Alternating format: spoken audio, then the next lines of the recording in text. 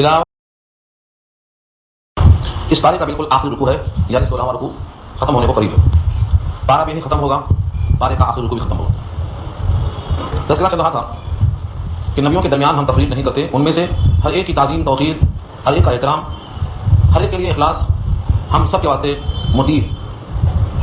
اب اگر یہودی یا نصرانی یا مشرکین ایمان لے آئیں، جیسے اس کتاب پر تم ایمان لائے، فقط اہتدوا، تو وہ کامیاب ہو جائیں گے، ہدایت یافتہ ہو جائیں گے. گزشتہ درس یہیں تک مکمل ہوا. اگر غور سے دیکھا جائے تو یہ معیار ہے صحابہ کی صحابیت کے لیے کہ کسی کا ایمان اس وقت تک معتبر نہ ہوگا جب تک وہ نبی اور نبی کے صحابہ کی طرح نہ ہو. اس آیت میں پھر دیکھیں مطلب فَإِنْ آمَنُوا، پس اگر وہ ایمان لے آئیں، بِمِثْلِ مَا آمَنْتُمْ بِهِ، اس کے مثل جیسا کہ اس کتاب پر تم اور صحابہ ایمان لائے. اس کتاب پر ایمان لانا اپنی منمانی نہیں، بلکہ اس کتاب پر ایمان ایسا لانا جیسے اللہ کے نبی ایمان لائے اور صحابہ ایمان لائے. تب فقط ہی کا مزاق ہوگا کہ اب وہ ہدایت یافتہ ہوگا. اور اگر انہوں نے پیٹ پلٹ ڈالا، یعنی صحابہ کی طرح ایمان نہیں، نبی کی طرح ایمان نہیں، تو پھر وہ ضد میں ہے. فَإِنَّمَا هُمْ فِي شِقَاقٍ، شقاق مانے ضد. اور ایسے اریل اور ضدی لوگوں سے اللہ تعالیٰ نے آپ کا تحفظ کرنے کا وعدہ کیا ہے. فَسَيَكْفِيكَهُمُ اللَّهُ، اللہ ان کو آپ کی طرف سے کفایت کرنے والا ہے. فَسَيَكْفِيكَهُمُ اللَّهُ، بس عنقریب اللہ ان سب کو کافی ہو جائے گا آپ کی طرف سے. بعض لوگوں نے فَسَيَكْفِيكَهُمُ اللَّهُ کو ورد بتایا، پڑھتے جاؤ.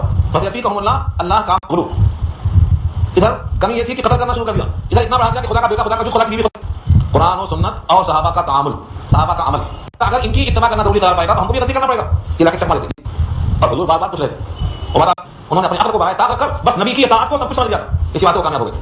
آج ہم نے اپنی عقلوں پر تولا، اور جن جن صحابہ اور صحابیات کے بارے میں قرآن کریم کی صریح آیتیں آئی ہیں، ان صحابہ اور صحابیات پر بھی ہم نے بدزبانی کی ہے. آج بھی ہم تبادلہ پڑھتے ہیں ان کے اوپر. آج بھی حضرت عائشہ کی شان میں سورہ نور کی 10 آیتیں نازل ہوئی ہیں. یہ صدیقہ ہیں، یہ پاکدامن ہیں، یہ باعفت ہیں، یہ نبی اکرم صلی اللہ علیہ وسلم کے لائق بنائی گئی ہیں. اور کائنات میں سب سے زیادہ حضور نے عائشہ کو چاہا اور عائشہ کے والد ابوبکر کو چاہا. یہ اعلان نبی نے خود کیا. ایسی خاتون پر جو تبادلہ پڑھتے ہیں اور جو ان پہ الزام لگاتے ہیں، بھلا ان کے ایمان کا ٹھکانہ کیسے ہو سکتا ہے؟ کہاں سے مان لائیں گے؟ جو حضرت عمر کو اور ان کی بہت سی چیزوں کو کہتے ہیں یہ بدعتی ہے، یہ عمر کی بدعت ہے، یہ عثمان کی بدعت ہے. مجھے بتاؤ، کیا اللہ تعالیٰ بدعتی کو جنت کی بشارت دے سکتے ہیں؟ کیا اللہ کے نبی صلی اللہ علیہ وسلم بدعتی کو یہ کہہ سکتے ہیں کہ زبان عمر پر اللہ حق جاری فرماتا ہے، عمر کی زبان پر اللہ حق جاری فرماتا ہے؟ الحق یجری علی لسان عمر. عمر جس راستے سے جاتے ہیں شیطان راستہ بدل دیتا ہے، اس سے ٹکرانے کی مجال نہیں رکھتا. جو ایسا ہو نبی کی نگاہ میں اس کو کہا جاتا ہے کہ غاصب ہے، ان کی بدعت ہے. ایسے لوگ اپنے ایمان کی خیر بنائیں جو عمر کو بدعتی کہتے ہیں، جو حضرت عثمان غنی کو بدعتی کہتے ہیں. وہ کون کہتے ہیں میرا یہ مشن نہیں ہے، میں صرف اس آیت کی ترازو میں توڑ کے بتاتا ہوں. ہمارا ایمان جبھی صحیح ہوگا جب صحابہ میں سے کسی ایک پر بھی ہمارے اعتراض نہ ہو، کیونکہ صحابی سے اللہ راضی ہے اور صحابی سے نبی راضی ہے. ہماری خیر اسی میں ہے کہ ہم بھی صحابی سے راضی ہو کے حیات گزاریں، ان کا ہر عمل ہمارے واسطے نمونہ حیات بنے. تو فَسَيَكْفِيكَهُمُ اللَّهُ، یہ آیت ہے. آپ نے سنا یہ پوری گفتگو کس پر ہے؟ بِمِثْلِ مَا آمَنْتُمْ بِهِ پر. اگر وہ بھی یعنی یہود نصارا مشرکین ایسا ایمان لائیں قرآن کریم پر جیسا نبی اور صحابہ ایمان لائے تو ہدایت یافتہ ہیں، اور ایسا اگر نہیں ہے تو ان کی حرمی اور ضد ہے. اللہ آپ کو ان سے تحفظ فرمائے گا اور ان سے لڑنے کے لیے اللہ خود کافی. اس کے بعد جملہ آ گیا صبغۃ اللہ، اللہ کا رنگ. صبغہ ایک تو ہوتا ہے رنگ جس کو ہم لون کہتے ہیں، لون، لام واو نون، لون. اس سے پیچھے آ چکا ہے گائے کا رنگ کیسا ہو. حضرت موسیٰ سے پوری قوم نے کہا تھا اللہ سے پوچھو کہ گائے کا رنگ کیسا ہو. ماں لونھا، لون رنگ، گائے کا رنگ اوپر نظر آتا ہے، پیلی ہے، نیلی ہے، کالی ہے، جیسی ہے. لیکن ماں لون کے بجائے یہاں اللہ نے لفظ صبغہ استعمال کیا. صبغہ، صبغہ کہتے ہیں جو جسم کے اندر ریشے میں پیوست ہو جائے. قلب کے بشاشت کے ساتھ جو ایمان دل میں داخل ہوتا ہے تو رگ و ریشے میں ایسا پیوست ہو جاتا ہے کہ اب کوئی رنگ سر چڑھتا نہیں. اس صبغۃ اللہ. جب ہرقل بادشاہ کے دربار میں صحابہ کرام پہنچے تھے ہجرت کر کے، پہلی ہجرت مدینہ سے پہلے کہاں گئے تھے؟ حبشہ کی طرف گئے تھے. وہاں ہرقل بادشاہ آیا تھا، اس نے کہا کچھ لوگ اہل عرب آئے ہم کو بلاؤ. لمبی تقریر ہے بخاری میں بدر وحی کے بیان میں پہلی عورت میں کئی سوال کیا تھا. جعفر طیار جواب دے رہے تھے نبی صلی اللہ علیہ وسلم کے ساتھ تمہاری رفاقت کیسی ہے، ان کی تعلیم کیسی ہے، ان کے ساتھ لوگوں کا کیا حال ہے، کمزور لوگ ہیں کہ مضبوط لوگ ہیں. کئی سوال کیا. آخری کا سوال مجھے دکھانا ہے صرف وہ یہ تھا کہ جو لوگ اتباع کرتے ہیں وہ پھر کبھی بددل اور بدزن ہو کر نکل جاتے ہیں یا نہیں نکلتے. ایک بار وہ اسلام میں داخل ہو جاتا ہے پھر دوبارہ کبھی وہ بدزن ہو کر حضور کا ساتھ چھوڑ دیتا ہے یا ہمیشہ کے واسطے چپک جاتا ہے. تو حالانکہ اس میں کفار تھے، جواب دینے والے چاہتے تھے کوئی بات مل جائے، کوئی بات مل جائے. لیکن انہوں نے یہی کہا کہ جو بھی ایک مرتبہ ان کے دامن کے قریب پہنچا اور جو دوسرا مسئلہ تھا کہ آپ بہت سخت ہیں، جب قریب پہنچ کے دیکھا تو انتہائی نرم ہے اور ہمیشہ کے واسطے وہیں کا ہو کے رہ جاتا ہمیشہ. تو اس بادشاہ نجاشی نے کہا تھا انبیاء کی شان یہی ہے، ایمان کی حقیقت یہی ہے کہ جب دل میں رگ و ریشے میں ایک بار رچ بس جاتا ہے تو پھر کبھی باہر نہیں نکلتا. کاٹ دیا جائے، اس کے جسم کے ٹکڑے کر دیے جائیں، لیکن اس کے قلب سے ایمان کو نکالا نہیں جا سکتا جب دل میں بس جاتا ہے. حضرت سعید بن جبیر کو حجاج نے بلایا قتل کرنے کے لیے، تو جتنے سوال کرتا گیا سب آپ قرآن سے جواب دیتے گئے. حجاج بیزار ہو گیا، ہر بات میں ایسی چیز نکالتے گئے کہ حجاج بیزار ہو گیا. ڈر کا خوف کا ایک حصہ بھی ان کے پاس نہیں تھا. بڑے بے باک، بڑے جلی. چنانچہ ان کو شہید کر دیا گیا تو خون اتنا نکلا کہ حجاج خون کو دیکھ کر بیمار پڑ گیا اور اسی خون کو دیکھ کر مر بھی گیا. جب آدمی بے باک ہوتا ہے تو اس کے خون میں بھی جرأت ہوتی ہے، اس کے رگ و ریشے میں وہ طاقت ہوتی ہے. اس کا سوال جواب میں نے سنا ہوگا آپ کو، کئی سال کیا تھا. اب آپ سوچتے ہوں گے کہ وہ بالکل چلا گیا اوپر سے. ایک سوال تو سنانا چاہیے کم سے کم. حجاج نے پوچھا تیرا نام سعید ہے، تجھے بجائے سعید کے شقی ہونا چاہیے. سعید مانے نیک بخت اور شقی مانے بدبخت. تو غصے میں کہتا ہے تیرا نام سعید نہیں، تیرا نام شقی.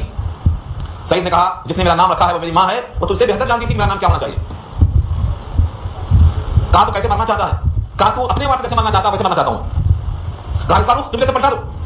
قبلے سے پلٹا دیا اس کو. انہوں نے یہی آیت پڑھا. کیا فرمایا؟ جتنی سمتیں ہیں سب اللہ کی طرف جاتی ہیں، اللہ تعالیٰ مشرق میں مغرب میں نہیں جاتا. وَلِكُلِّ وَجْهَةٌ هُوَ مُوَلِّيهَا فَاسْتَبِقُوا الْخَيْرَاتِ. اللہ تعالیٰ کی طرف کسی بھی سمت میں جاؤ، ہر طرف اس کام ہو. فَوَلِّ وَجْهَكَ شَطْرَ الْمَسْجِدِ الْحَرَامِ وَحَيْثُ مَا كُنتُمْ فَوَلُّوا وَجُوهَكُمْ شَطْرَهُ. کدھر بھی مقر لو اللہ ہی ہے. قُلْ لِلَّهِ الْمَشْرِقُ وَالْمَغْرِبُ. مشرق و مغرب کس کا ہے؟ اللہ کا. اس نے کہا کہ ان کی ناک زمین پہ رگڑ لو ذلت کی خاطر. زمین پہ ان کی ناک رگڑی گئی تو زمین کو مخاطب ہو کے فرماتے ہیں منہا خلقناکم وفیہا نعیدکم ومنہا نخرجکم تارۃ اخری. تم کو اسی زمین سے پیدا کیا ہے، اسی مٹی میں داخل کریں گے، دوبارہ اپنے سے نکالیں گے. تو یہ ترکی کی جواب تھا بے باکی کی وجہ سے. یہ ایمان کی جرأت تھی. جانتے ہیں کہ حاکم ہے، تلوار ہے، موت ہے، سب ہے، لیکن جواب ترکی و ترکی. اسی واسطے خون زیادہ نکلا اور خون دے کے ایمان پڑ گیا، مر گیا.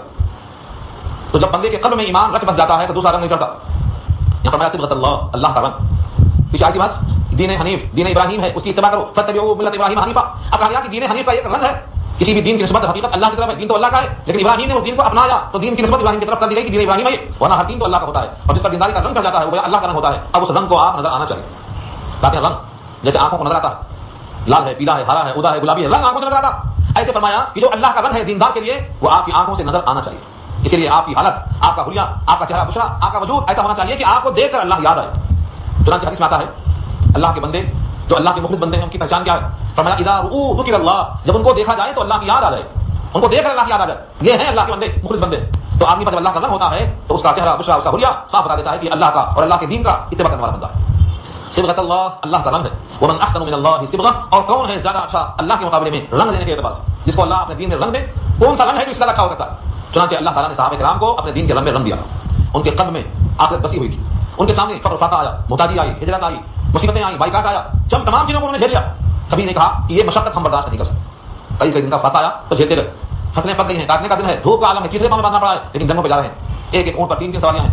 ایک بیٹھتا ہے، ایک نیچے اترتا ہے، پھر دوسرا بیٹھتا ہے، تیسرا نیچے اترتا ہے. بار بار جا رہے ہیں جنگ کرنے کے لیے. اونٹوں کے برابر پیدل چلنا پڑا، لیکن کبھی شکوا نہیں کیا انہوں نے. دین کو انہوں نے اپنا پیشوا سمجھا، دین کے مطابق چلنے کو فخر سمجھا. تو یہ اللہ کا رنگ ہے. آگے اس میں اشارہ ہے وَنَحْنُ لَهُ عَابِدُونَ. اور ہم ہیں اسی کی عبادت کرنے والے. ہم اسی کے لیے عبادت کرنے والے ہیں. نحنو لہو عابدون، ہم اسی کی عبادت کرتے ہیں. عبادت سے مراد کیا ہے؟ تذلل، العاجزی، انکساری. عبادت ہم کس کی کرتے ہیں؟ اللہ کی. تو دل میں یہ خیال آئے کہ ہماری اس عبادت سے فلاں خوش ہوگا، یہ اللہ کی نہیں ہے. دل میں یہ خیال آنا کہ ہماری اس عبادت سے فلاں کو خوشی ہوگی تو یہ اللہ کے واسطے نہیں رہی. عبادت اللہ کے لیے ہو، اجر اسی سے ملنا ہے، اسی کو راضی رکھنا ہے، اسی کے ناراض ہونے کی فکر میں عبادت کرنا، تو بندہ اس کے واسطے کرتا ہے. صحابہ کرام کی عبادت کا یہی حال تھا. میں نے اجماع کی بحث کی. اس کی تفصیلی بحث یہ بھی ہو سکتی ہے کہ نبی نے اور صحابی نے کیسا ایمان قرآن پہ رکھا. وہ ایمان ہمیں کیسے حاصل ہو؟ وہ عقائد جو نبی کے تھے اور صحابی کے تھے وہ عقائد ہم سے میل کھاتے ہیں کہ نہیں؟ جہاں جہاں ہم نے صحابہ کے عقیدے سے اختلاف کیا ہے وہاں ہماری بھی خیر نہیں ہوگی. ہم کو اپنے عقیدے کو جانچنا پڑے گا، واقعات سے نہیں. اس صحابی کا عقیدہ کیا تھا؟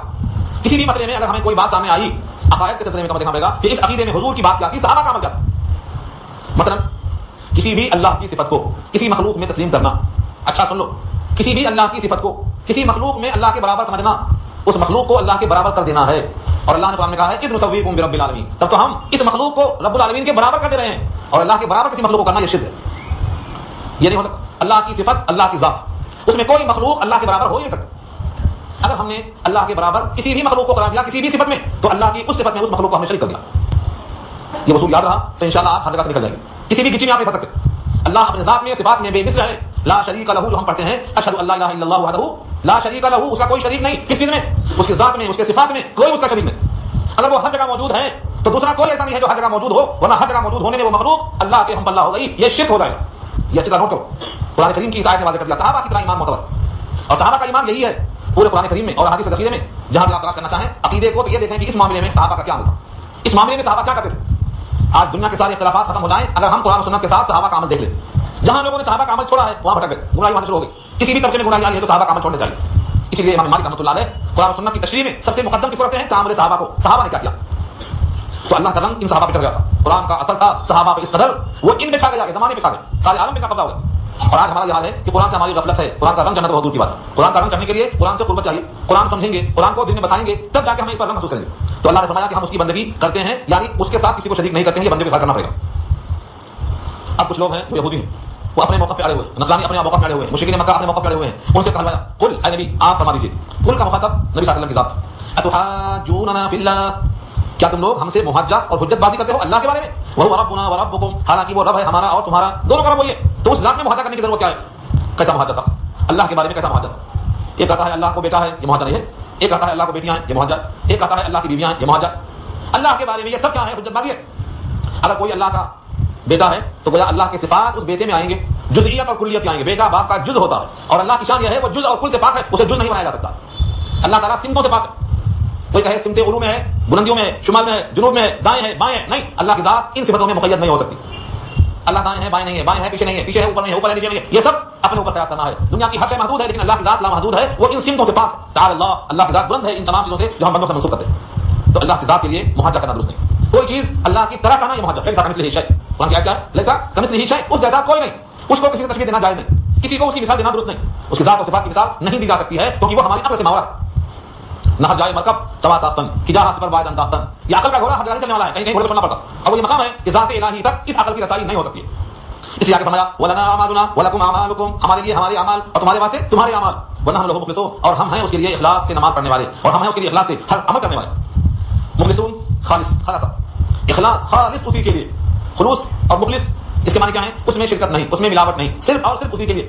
روزہ ہے تو اسی کے لیے، نماز ہے تو اسی کے لیے، قربانی ہے تو اسی کے لیے، بندگی ہے تو اسی کے لیے، ہمارا جینا مرنا ہے تو اسی کے لیے. یہ ہے مخلص ہونا. اللہ نے ابراہیم سے کہلوایا، کیا کہلوایا؟ قل، اے ابراہیم کہو، ان صلاتی و نسکی و محیای و مماتی للہ رب العالمین. کہا دو میرا جینا اور مرنا، میری نمازیں، میری قربانیاں سب اس اللہ کے لیے ہیں جو رب سارے جانتا، سب منسوخ کرو اسی کی طرف. تو ہم اس کے لیے مخلص ہیں. اب یہاں سے ایک اشکال کا جواب ہے. یہودی اپنے آپ کو بولتے تھے کہ ہم حق پر ہیں، اور یہ انبیاء کرام کے نام بتاتے ہیں سب یہودی تھے. دیکھو نام، ام تقولون ان ابراہیم و اسماعیل و اسحاق و یعقوب والاسباط كانوا هودا او نصارى. ام تقولون، کیا تم لوگ کہہ رہے ہو کہ بے شک ابراہیم اور اسماعیل اور اسحاق اور یعقوب اور خاندان، اسباط سبتوں کے معنی خاندان. کس کا خاندان؟ یعقوب کا خاندان. یہ یعقوب کے خاندان میں کون کون آتے؟ سلسلہ پورا آتا ہے. یعقوب کے خاندان میں یوسف آتے، اور یوسف کے خاندان میں موسیٰ آتے. یہ پورا یہاں تک آخری حصہ آتا ہے. اس بات اسباط سب سمیٹ لیا. ان تمام کے بارے میں تم کیا کہتے ہو؟ كانوا هودا او نصارى، یا تو یہودی تھے یا تو نصرانی تھے. کون کون؟ ابراہیم علیہ السلام، اسماعیل علیہ السلام، اسحاق علیہ السلام، یعقوب علیہ السلام اور ان کی پوری خاندان. یہ کس کا عقیدہ تھا؟ یہودی کہتے تھے یہ سب یہودی تھے، اور نصارہ کہتے تھے یہ سب نصارہ تھے. ان دونوں کو اللہ نے ایک ہی جملے میں سمیٹا ہے. قل، کہہ دو، انتم اعلم ام اللہ، کیا تم زیادہ جانتے ہو یا اللہ؟ سوال دیکھو کیسا کیا. تم تو کہتے ہو کہ یہ سب یہودی تھے یا نصرانی تھے. تمہارا یہ کہنا کیا تم اللہ سے زیادہ جانتے ہو؟ انتم اعلم ام اللہ. یہ عالم کیا ہے؟ عالم اس میں تفضیل ہے. اس میں تفضیل کا مطلب کیا ہوتا ہے؟ کسی سے مقابلہ کیا جاتا. روٹی اچھی ہے یا چاول، تو کیا مطلب ہوا؟ ان دونوں میں اچھی کون سی چیز ہے؟ دو کا تقابل ہو گیا. اب یہاں تقابل ہے کس کا؟ علم کا. انتم اعلم ام اللہ، تم زیادہ جانتے ہو اس حقیقت کو یا اللہ جانتے ہیں؟ اب کون کہے گا کہ ہم جانتے ہیں؟ اس کا ایک جواب ہے بے شک اللہ کا علم سب سے زیادہ ہے اور اللہ کا فیصلہ اتم ہے. اور یہودی کی نصرانی کی مجال کیا ہے کہ وہ اللہ کے علم کے سامنے کھڑے ہو سکیں؟ سب کا علم، ساری کائنات کا علم اللہ کے علم کے سامنے کیسا ہے؟ مثال دیا تھا میں آپ کو، بھول گیا ہوں گے، تازہ کر لو. بہت اہم جملہ. حضرت موسیٰ خضر کے پاس گئے علم حاصل کرنے، تکوینی علم. موسیٰ کے پاس کون سا علم تھا؟ تشریعی، شریعت کا علم. خضر کے پاس کون سا علم تھا؟ تکوینی، کون کا علم. وہ لمبی بحث ہے. حضرت خضر نے کہا موسیٰ تمہارے پاس علم ہے میرے پاس نہیں، اور میرے پاس علم ہے تمہارے پاس نہیں، ہم دونوں کا علم الگ الگ ہے. ایک بچے کو گردن مار دیا، حضرت خضر نے گردن مار دیا. حضرت موسیٰ کو برا لگا کیونکہ وہ علم خضر کے پاس تھا تو اس کا مارنا اچھا ہے. حضرت موسیٰ کے پاس علم نہیں تھا، اس بات کو تکلیف ہوئی. یہ پوری بات آپ کو پڑھنا ہے تو سورہ کہف پڑھ لینا، جمعے کے دن ترجمے سے پڑھ لو، سمجھ آ جائے گا. تو ان دونوں نے ایک کشتی پر سواری کی، جا رہے ہیں سمندری سفر پہ. حضرت موسیٰ حضرت خضر دونوں ساتھ ہیں. ایک چھوٹا سا پرندہ آیا، چڑیا، چڑی سو بولتے ہیں آپ لوگ، گوریا، کشتی کے کنارے بیٹھا، اور بیٹھنے کے بعد سمندر سے ایک چونچ پانی لیا. حضرت خضر نے موسیٰ سے کہا میرے تیرے دونوں کے علم نے اللہ کے علم میں سے اتنا بھی کم نہیں کیا جتنا سمندر میں سے اس چڑیا نے چونچ میں پانی لے کر کم کیا. میرے تیرے دونوں کے علم نے، یعنی تکوینی علم اور تشریعی علم، دونوں کا علم ملا کر اللہ کے علم میں سے اتنا بھی کم نہیں کیا جتنا اس سمندر کے پانی سے چونچ میں لے کر اس گوریا نے کم کیا. یہ انبیاء کا علم ہے اللہ کے علم کے سامنے. سارے علوم، ساری کائنات کے علوم چاہے جتنا ہو جائیں، اللہ فرماتے ہیں الی ربک منتہا، منتہا علم تو اللہ کی ذات. تو یہاں یہ پورے کے پورے یہودی اور نصرانی سے پٹا گئے. جب اللہ نے کہا تم زیادہ جانتے ہو یا اللہ، تو کیا جواب ملے گا اس کا؟ اس کے بعد فرمایا یہودیوں کو وارننگ دیتے ہوئے ومن اظلم ممن کتم شہادۃ عنده من اللہ، اس سے بڑا ظالم کون ہوگا جو چھپائے گا گواہی اللہ کی طرف سے جو اس کے پاس پہنچی ہے. تورات میں، تورات والو، انجیل میں، انجیل والو، جو نبی کے بارے میں شہادت ہے تمہارے علم میں، تم اس کو اگر چھپاؤ کے ظاہر نہیں کرو گے تو تم سے بڑا ظالم اللہ کے یہاں کون ہوگا. اس لیے یہ گواہی چھپاؤ مت کہ یہ سارے انبیاء کرام نہ یہودی تھے نہ نصرانی تھے، کیونکہ جب یہودیت تھی تو یہ لوگ اس سے بہت پہلے پیدا ہو چکے تھے. یہودیت حضرت موسیٰ سے آئی اور وہ حضرت عیسیٰ کے خاندان میں ہے اور وہ یعقوب کے خاندان میں ہے، اور یہ سب ان کے دادا پردادا ہیں. ان کے طرف یہودیت کی نسبت کرنا کتنی بڑی غلطی ہے. ابراہیم، ان کے بیٹے اسماعیل، ان کے بیٹے اسحاق، ان کے بیٹے یعقوب، ان کے پورے خاندان میں حضرت موسیٰ، ان سے چلی ہے یہودیت. تو بھلا یہ لوگ یہودی کیسے ہو سکتے؟ اس لیے کہا کہ تمہاری کتاب میں جو سید الانبیاء کے صفات ہیں ان کو اگر تم نے چھپایا، اس کو مخفی رکھا، تو سن لو اس سے بڑا ظالم کون ہو سکتا ہے اللہ کی نگاہ میں. یہ بھی وارننگ عیسائیوں کو ہے کہ انجیل میں بھی وہ صفات موجود ہیں، تورات میں موجود ہیں، اور جو ان صفاتوں کو چھپائے گا، حق کو ظاہر نہیں ہونے دے گا، اس سے بڑا ظالم کون ہو سکتا ہے. یعنی وہ لوگ اس لیے ظالم ہیں، بلکہ ظالموں میں سب سے بڑے ظالم ہیں کہ حق کو چھپایا. جس نے حق کو چھپایا اس کے منہ میں آگ کی لگام ہوگی.